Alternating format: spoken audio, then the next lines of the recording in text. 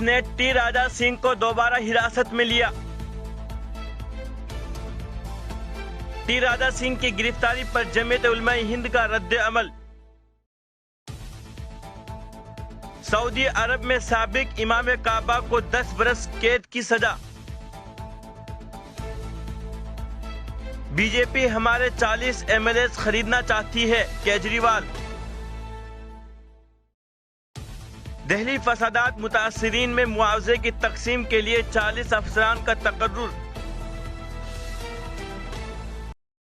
Hydrogen से चलने वाली दुनिया की पहली ट्रेन का आगाज। सलामती कौंसिल में भारत ने पहली दफा रूस के खिलाफ वोट दिया।